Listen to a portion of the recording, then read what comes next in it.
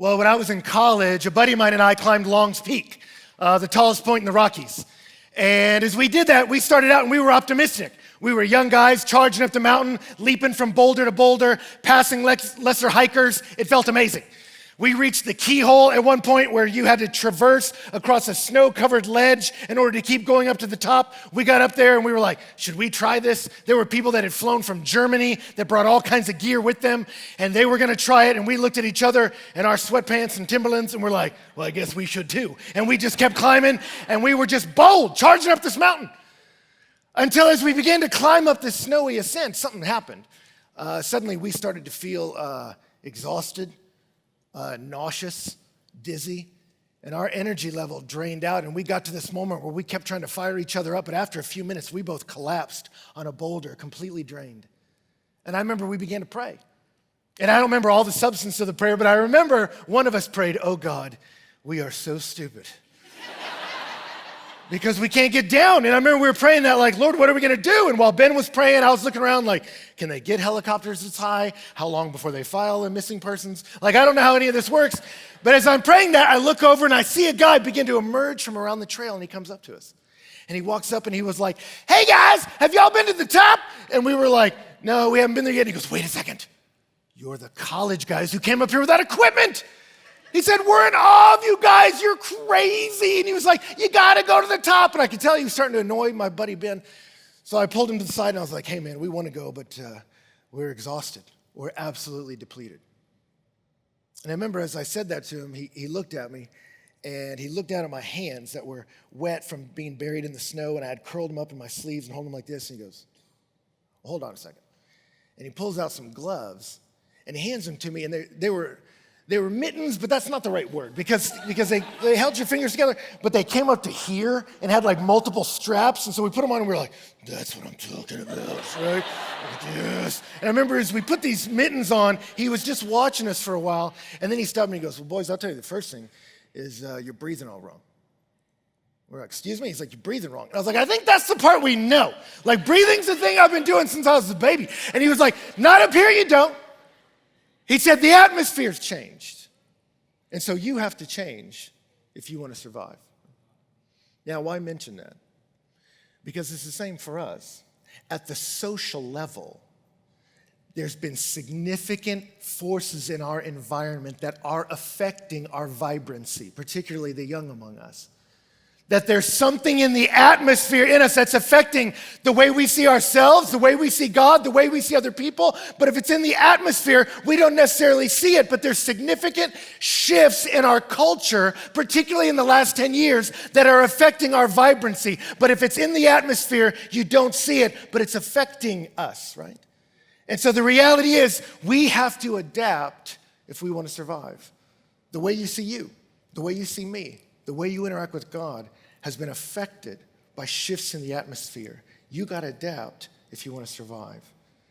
And particularly the shifts I'm talking about the last 10 years are shifts in technology. There's been a massive shift in our relationship with technology, and it's affected our vibrancy, right? So I want to talk to you tonight about your relationship with your phone.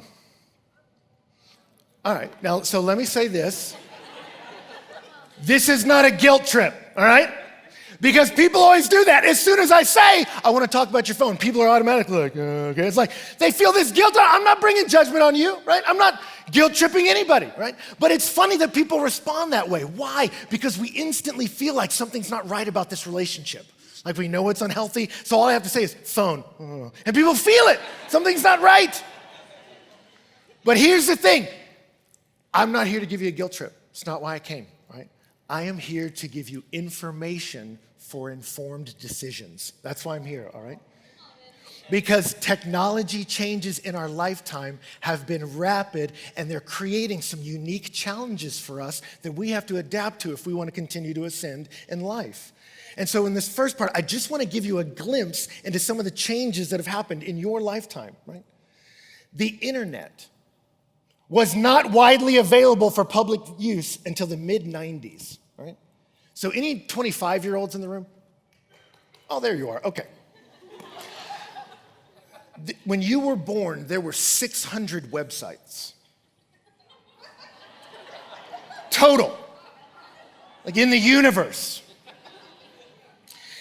And some of you are like, man, I visit 600 websites a day. I'd say, I know, there wasn't a lot of browsing back in the 90s. You could get it done really fast, right? Now there are billions. And technologies begin to speed up, and we know this, but how many 23-year-olds are in the room? We got any 23-year-olds here? Y'all are so polite raising your hands. I love that. You're like, we're present, we made it. It's great. Laptops became a thing the year you were born, and it blew people's mind. You mean I can carry my computer with me anywhere I go? Yes, you can. They still weighed 40 pounds, but it was still mind-blowing. I can't believe I'm doing this, right? It was amazing. Any 22-year-olds in the house? College grads coming? Oh, okay, yeah. This crazy new thing called email showed up on the same year you did. And it was mind-blowing. People were like, so wait a second, I'm gonna type on my computer and then it'll go to my friend over there and they don't even have to open it. And you're like, no, it just appears on their screen. Like, unbelievable. Any 21-year-olds in the house?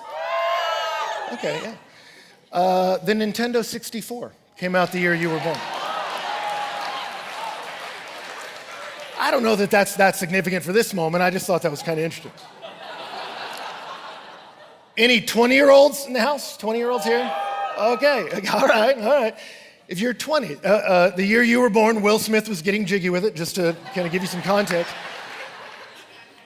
It's also the year that Google was born, right? But I want you to think about that.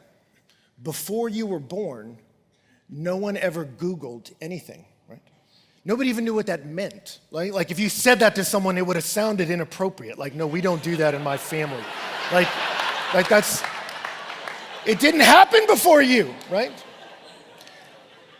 Any 19-year-olds in the house? Texting was not even possible across networks until the year you were born, right? Any 16-year-olds make it tonight? We hit them in the back. The camera phone came out the same year that you did, right? This idea that I don't have to choose between camera and phone, I can take them both. Yes. And then on it kept going. In 2004, Facebook launched. In 2005, YouTube. 2006, Twitter. 2010, Instagram. 2011, Snapchat. The word selfie was invented in 2013. And the first iPhone came out in 2007. It's been just barely past 10 years. And with it, the whole idea of carrying the World Wide Web around with you everywhere you go. It's a recent development. In 2004, 45% of teenagers owned a cell phone. Now 95% do. Now we feel naked without it, right? So think about that. Within the course of the lifetime of the youngest among us, we have moved from what is an internet to 74% of 18 to 34-year-olds report feeling panic if they forget their phone. You ever done it? Been somewhere and you're like, ah, what? No! I don't know where I'm going. I don't know what my friends are eating. I'm just out here. It's scary, right?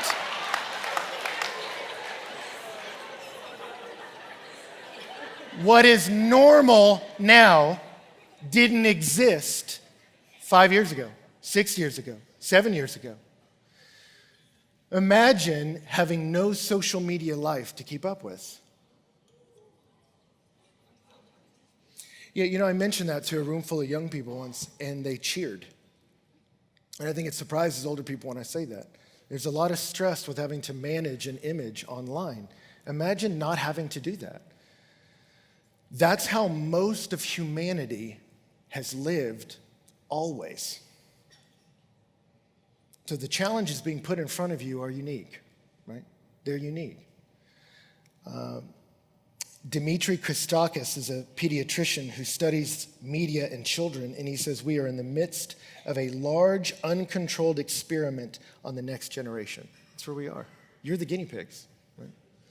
So now, is this the part where I trash technology? Make you feel bad for owning a phone and just say, how dare you and your screens. You got to get away from it all, and you got to move to Montana and grow a beard and churn your own butter and sew your own dresses. Like, is that what I'm about to say? No, there's been obvious upsides to this, right? I don't miss driving around with paper maps. I don't miss that.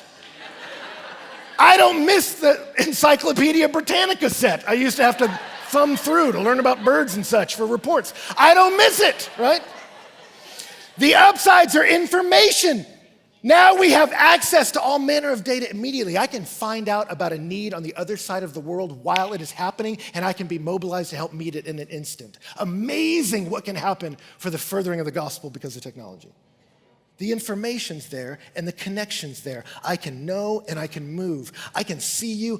I can Skype into some friends who are living across the world and pray for them as they minister in far off countries. Amazing what technology's afforded us. But here's the deal. I don't care if you have access to the internet everywhere. I don't.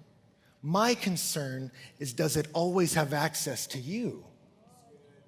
Because endless streams of information can be tapped into at any moment, they have invaded every moment. Because the internet can be accessed anywhere, it's invaded our lives everywhere. Right?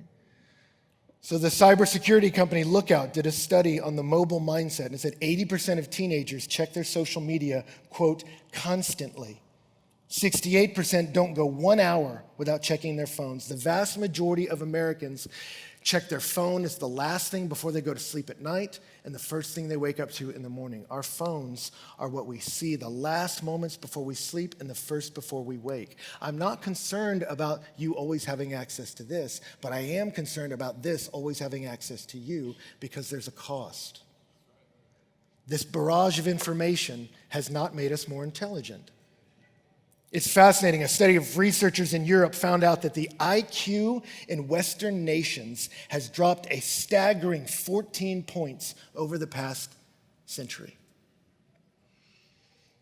Microsoft did a study of Canadians, and they found that the average human attention span in the year 2000 was 12 seconds. By 2013, it was only 8 seconds, less than that of a goldfish.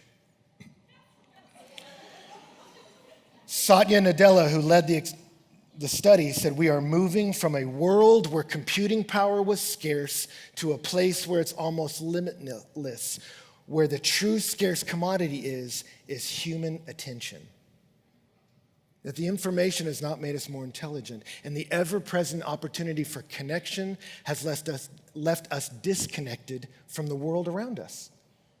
The average American spends 7.5 hours a day looking at a screen. You know that? And I remember reading that, and I'm like, that can't be right. And then I started adding up my own life. Between TVs, computers, iPad, phone, I got to 7.5 hours a day, easy. And I realized I'm not gonna beat myself up about that, but do I want that to be true of me? When my life is said and done, do I want it to be true of me that the vast majority of my waking hours were spent looking at a screen? I'm not sure I want that to be my story. The average gamer in America is 31 years old. It's fascinating. People, when they think gamers, think high school kids or something. It's not, right? Because they count cell phone games. I've watched grandmas in the presence of their grandbabies get lost in this little portal. And you're like, that's your grandbaby! All this connection has left us disconnected from the world around us. Jean Twenge is a professor of psychology at San Diego University that's done extended studies on media and young people, and she says, since the invention of the iPhone, there's been a precipitous drop among teens in hanging out with friends. From 2000 to 2015, the number of high school kids who hung out with their friends daily dropped 40%. 40%. There's been a drop in going on dates. 50% of high school seniors went on a date in 2015. It was 84% a generation before. They do less homework than kids back in the 90s and are less frequently employed. And so the study was, well, then what are they doing? And the answer was this. Right? And though there's been a decrease in connection with the world, there's been a massive increase in depression and lack of sleep. CBS just reported on an article by Cigna about loneliness, and it said only half of Americans report they have a meaningful, in-person social interaction on a daily basis. Half. it's not producing human flourishing in us. And since the rise of dating apps, which are not all bad, but there has been a rise in sexually transmitted diseases, so that the CDC reports they're at their highest levels ever. In Rhode Island, syphilis increased 80% recently. Unless we are too harsh on the Rhode Islanders, DC leads the nation in 3 different sexually transmitted diseases. We're number one. And some ways that are not helping human flourishing. And I could go on and on about this, the lack of social skill, a decrease in social skill, because texting allows you to formulate answers, and so we've atrophied the muscle of how to respond to someone in a moment. I watched this happen among young people in college ministry over the course of a decade. An increase in flakiness. It's easier to break commitments with people when you don't have to look at their face. They did a study of people canceling plans on their grandma, and it was fascinating. The person who had to hear her voice was more apt to not cancel. Hey, grandma, I can't make it to dinner. And they'd hear the disappointment in her voice and be like, oh, let me shuffle something. Yeah, oh no, grandma, I'm coming. The person who just texted her, zoop, bah, like it was easy to blow off grandma if I don't have to actually hear the disappointment in her voice. So it's left us disconnected from the world, but here's the thing that scares me the most. It's left us disconnected with ourselves. This increase in connection has decreased our reflection. Laying in bed at night, sitting at a stoplight when we're alone. In the past, those used to be moments where there were only 2 people there, you and God. And those moments of forced solitude left you with nothing but your thoughts. And as you thought about all the data coming in, that information was processed and led to insight. Insight led to self-awareness. Self-awareness led to innovation and changes in your life. It used to be moments, if you were a believer in Jesus, that were filled with prayer. It's just me and you here now, and I would talk to you. How many billions of prayers have been lost in the last 10 years? Because in that aloneness, we've substituted this for our Maker, right? And it's left us disconnected from us and disconnected from God. And here's my greatest fear. Louis gave an incredible message on the supremacy of Jesus and is walking us into Colossians, and it's absolutely amazing. But it's fascinating. When Jesus started his ministry, one of the first sermons he gave, he walked out in front of a group of people and he gave the weirdest sermon. He just came out and was like, there's a farmer. Farmer had some seeds, threw them out. Some landed on a road, birds ate it. Some landed in shallow soil and sun scorched it. Some grew a little bit, weeds choked it. Some landed and grew into a crop. If you got ears, you should be listening. And then he left. And people were like, okay. And that was the sermon. And it said some of his disciples came to him later. They came up to him later and like, Jesus, powerful message today. That was really amazing. The part about the soils, what? And he said, to you, the secrets of the kingdom have been given. Now that's important. Who gets the secrets of the kingdom? People that understood the parable? No, they didn't understand it. They were as clueless as everybody else. Who got the secret? The one who leaned in, the one who lingered in his presence, the one who came and said, I don't understand, so let me sit at your feet. And Jesus said, well, here's the secret. The seed is the word of God. And he said, and some people, when the word of God goes out, when it's preached, when it's read, some people, it's snatched up right away. These different soils are the soil of a heart, and some heart are as hard as a flinty road, and the devil snatches it, it makes no difference. Other people, the word of God lands, and they begin to think this might be true, but as soon as it gets hard to be aligned with Jesus, it's like the sun scorching the fruit of that plant. It goes away immediately. Others, he says, that seed lands and it begins to take root, but a weed chokes it. And here's the part that scares me. He tells us what the weeds are in Mark 4. And other ones were sown among thorns. They are those who hear the word, but the cares of this world, the deceitfulness of riches, and the desire for other things enter in and choke the word, and it proves unfruitful. Do you hear that? What's going to keep you from being fruitful? What's going to keep you from being all you're meant to be under God? Do you hear what he said it was? For many of us, it's not going to be the attack of the devil. It's not going to be this horrible persecution. The way the enemy is going to steal the blessing in your life is just to slowly squeeze out a love for the things of God with what? The desire for other things. That for many of us, the greatest weapon in the hand of the enemy is not a dramatic sin. It's the subtle squeeze of momentary desires for other things that will choke out the blessing of God in our life. Right? It's an old temptation, but it's coming a new way. Right? So we got to answer two questions before we go. Why do we do this? And then what do we do about it? Why do we do this? Why do we get addicted anyway? We're addicted to our phones. Why do we do it? Why does someone get addicted to a substance? Why do people get addicted to alcohol? Let me say this. It's not because they're like, I don't know, beer tastes great and I can't stop drinking it. That's not what happens, typically. What happens is you begin to consume a substance or drink, why? To avoid a discomfort, to numb a pain. That becomes a way to get rid of a pain in here. And it's the same with us. For many of us, we are going to our phones for validation and distraction, not for information. We are going for comfort and escape, right? That's why. You see that? I listened to an interview with Judd Apatow. He's the producer of such hits as Anchorman, Talladega Nights, Trainwreck, stuff like that. And in this interview, he said, I always have to be on my phone. I always have to be working with a screen. I always do. And they asked him why, and he said, because if I'm forced to be alone with my thoughts, it forces me to think about the emptiness of my life. And I can't handle it.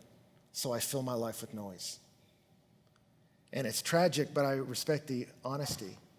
He says, I pursued distraction to get rid of discomfort. I go to this to comfort my aching soul, but it's a comfort that heals too lightly, right? But before I judge him, I get it. I've done that. I remember it wasn't that long ago, I went to a football game, and I showed up by myself, which I never do. And I showed up early, which I never do.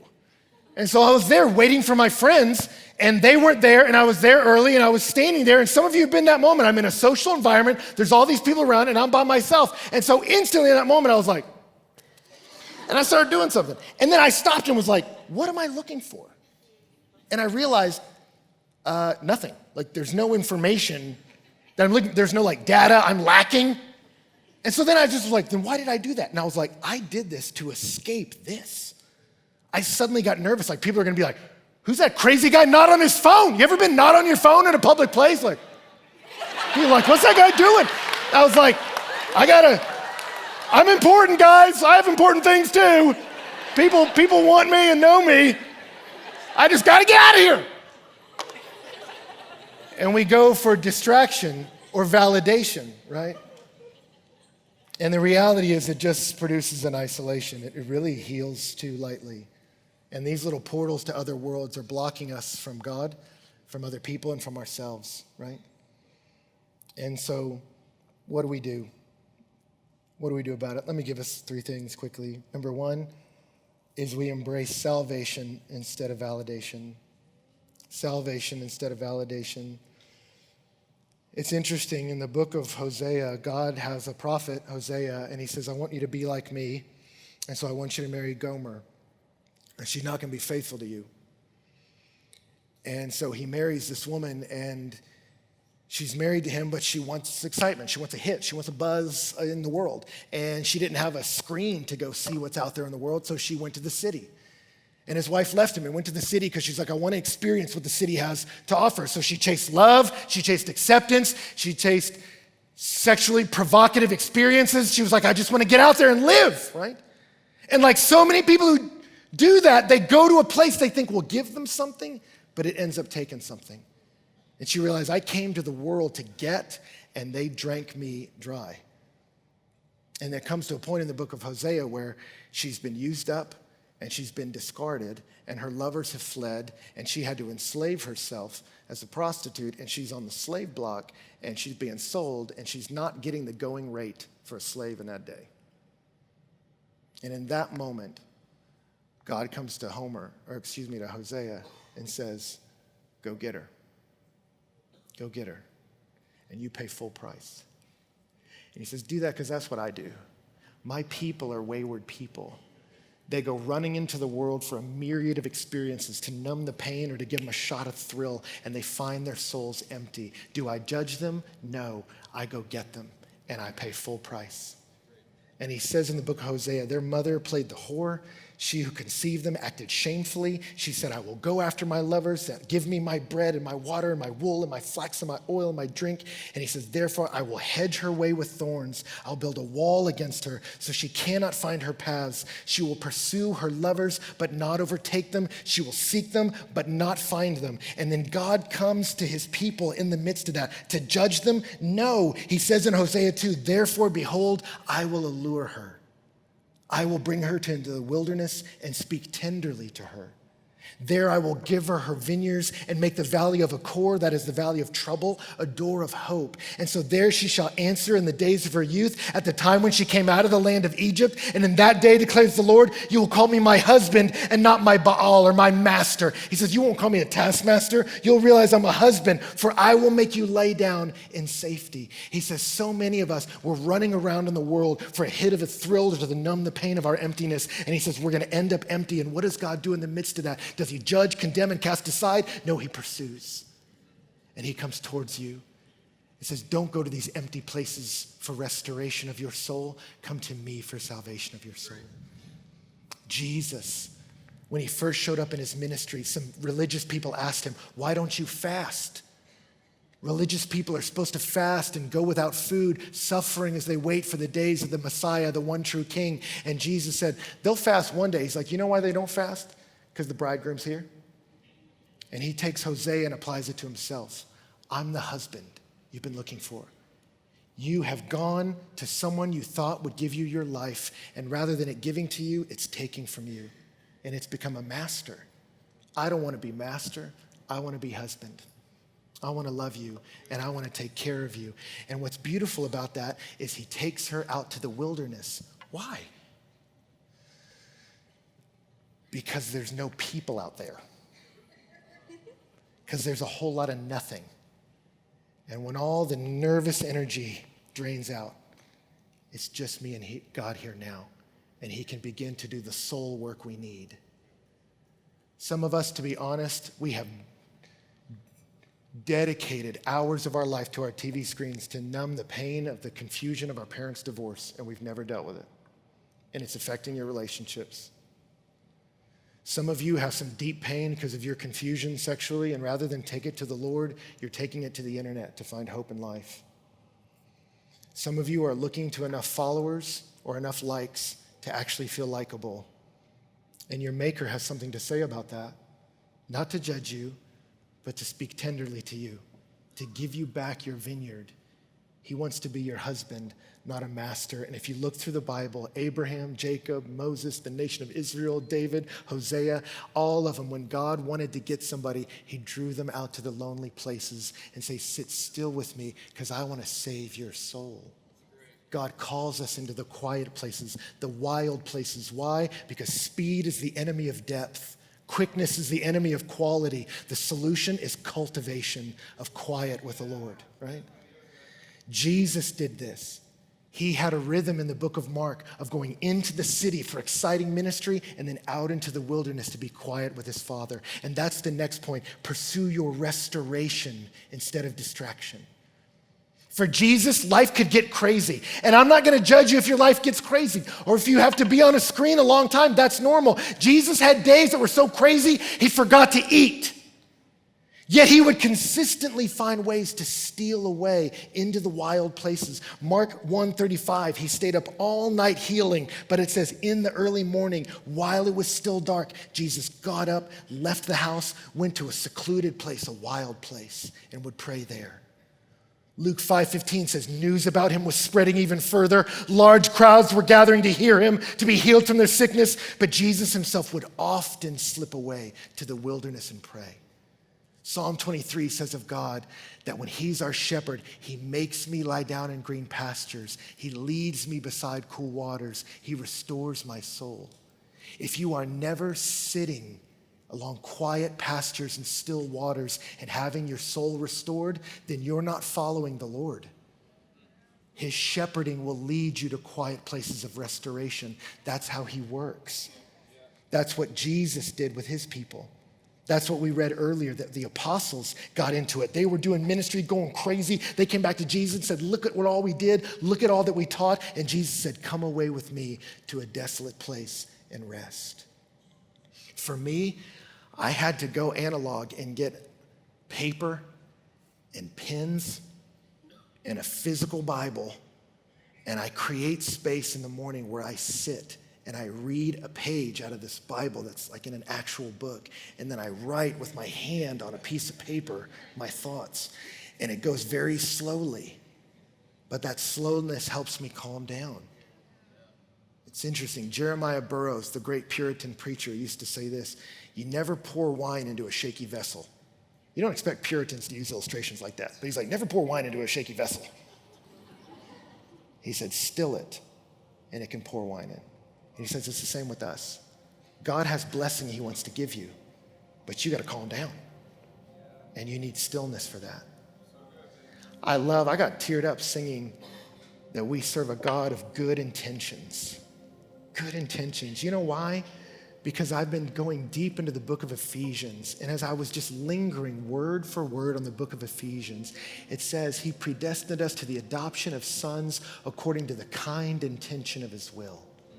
Do you know why Paul says kind intention of his will? God willed, purposed to adopt you as a child. And so then I started studying, what does kind intention mean? It's another word for purpose. God purposed the purpose to make you an adopted child. What does that mean? One is his expressed will, volitional action. The other is emotional content. Not only did God purpose to adopt you as sons, he was excited about it. He delighted for it. And I just sat there and thought about, there's a big difference between getting a gift from someone on your birthday because they were obligated to, because they were invited to your party, and getting a gift from someone that wanted to give it to you and was excited for you to open it because they knew that you would love it. And they were sitting there like, no, open it now. No, don't wait. I want to be here. Open it now, right? And when I sometimes think about my relationship with God, I think he adopted me as a son because he's supposed to. Deities are supposed to be benevolent. But he says, no, I adopted you as a son because of my will, yeah, but because of the kind intention of my will. Because I purposed to and because I wanted to. Because I like you. And some of you, God wants you to be still, not to judge you, but just to tell you he likes you, to tell you he loves you, to let you feel the wonderful warmth of knowing heaven smiles on you. Some of you have forgotten the sound of your Father's voice, and it's time to come home and hear it, that he loves you. So many problems can disappear in a moment if I can steal away into the stillness with him. For me, for my staff, we've dedicated one day a month to steal away into some desolate place and just sit with the Lord. Be still with him. It's a discipline, but one that brings great joy. John Patton was a missionary in the New Hebrides, and he went there back in the day when it was populated by cannibals.